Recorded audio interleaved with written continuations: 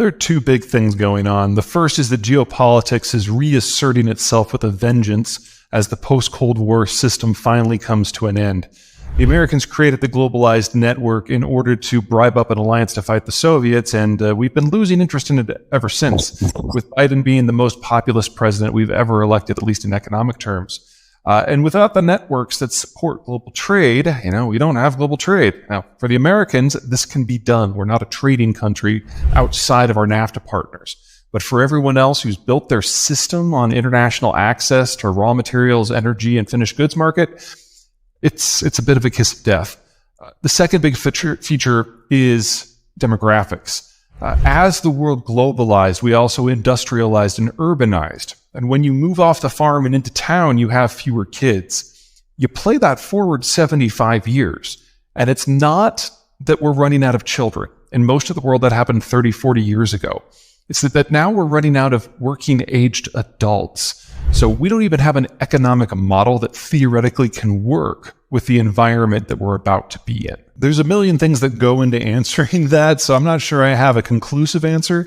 I can tell you that as the world has aged demographically, capital has been available at greater volumes with greater ease at lower rates than any time in human history, and that pretty much defines the last 15, 20 years. And now the people who generated all that capital, the baby boomers as they were moving towards retirement, are moving into retirement. And so the capital costs were always going to skyrocket about right now and continue rising at least into the mid-2030s. So we have 15, 20 years of incredibly cheap capital that we now have to process through. And if you look at just the raw data, the United States is probably okay. We seem to have at least learned most of the lesson from the 2008 financial crisis, but Australia hasn't. Australian credit has risen by a factor of 7 since the year 2000. In the case of India, you're talking about 14. In the case of China, you're talking 34. So the idea that we can kind of let the air out of some of these financial bubbles without them popping is probably a bit of a stretch, but the story is absolutely not going to be the same everywhere. Whenever Trump says something sensationalist but gives no context or details, it's really hard to do anything except for guess. And whenever we guess, since he literally made it up on the cuff, we generally end up with nothing that can be churned out. His exact words were nuclear warming, not nuclear war. Man. So he is running for president again. And if his pattern from the last time he ran for president holds true, he's going to say a lot of things that he will then drop within hours and say something that directly contradicts it to the next audience. And if past his prologue, his fans don't care. What's something right now in the world that scares you the most? It's two things that come from the same series of events with the Ukraine war. So politically, even if the Ukrainians succeed with this spring offensive in ejecting the Russians from all of their territory, that doesn't stop the war. From the Russian point of view, the war will not end until such time as they have an external crustal defense again, and that's not in Ukraine, that's in Poland and Romania. So for the Russians, Ukraine was always nothing more than the first step, and there's another wave once they're done with Ukraine. But the reverse is true too. Because the Ukrainians know that the Russians will never stop, the Ukrainians, if they're successful, will have to go into Russia and defang its logistic capability so it can't invade. So one way or another, the Russians are either moving into Poland or the Ukrainians are moving to Russia proper. And so we're only at the very beginning of what is going to continue to be a nuclear flashpoint for quite some time. That's piece one. Piece two, without foreign tech and especially foreign workers in the Russian system, their demographic and economic collapse over the last 30 years means that they're having problems maintaining the basic infrastructure that produces a lot of the commodities that the world depends upon. Now, we've all heard the stories of oil, natural gas, and wheat, and I don't mean to suggest none of those are important. They're all important. But the one I'm most concerned about is the variety of fertilizers that the Russian space produces for export. Because Russia plus Belarus collectively, they are the world's top supplier of fertilizer as a group.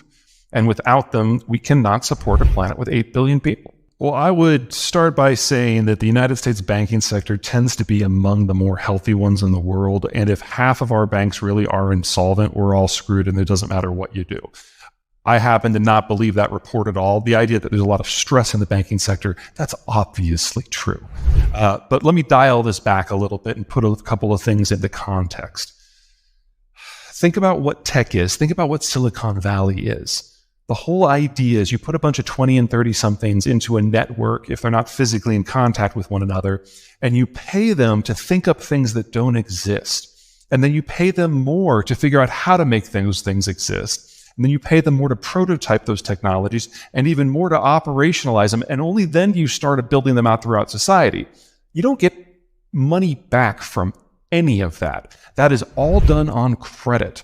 And so you have to have a financial system that is deep, that is liquid, and finance has to be easy to come by and above all cheap.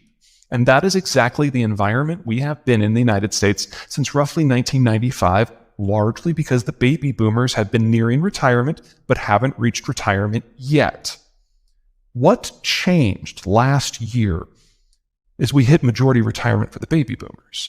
And we've always known that this was coming. We've always known that that money was going away, and now most of it has. And so as a result, we've seen the steepest increase in capital costs in the history of my country.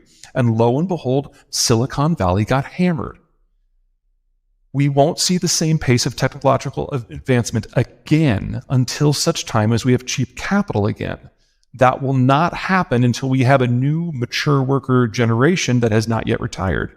That will be the millennials in the 2030s and 40s. We have had 4 banks in the United States go bust. Every single one of them was affiliated with the tech sector. That's to be expected. The fact that only 4 went bust is actually kind of a surprise to me. And if you look at the wider economy, the sharpest increase in capital costs we've ever had, not one went bust. Is everyone under stress? Sure, you can't change capital costs that suddenly without stress. But as Donald Rumsfeld used to say, that's a known. This is what the Federal Reserve was built to deal with, and it has tools for this. Does that mean other banks aren't going to go? Not what I'm saying. I'm saying at this point in the cycle, or super cycle, which is probably a more appropriate term here, the damage really is held to just a couple of sectors, with tech at the top of the list, real estate's probably second. So far, purchasing power is holding up, consumer activity is holding up, property prices are mostly holding up. I don't want to say a recession is impossible in my country,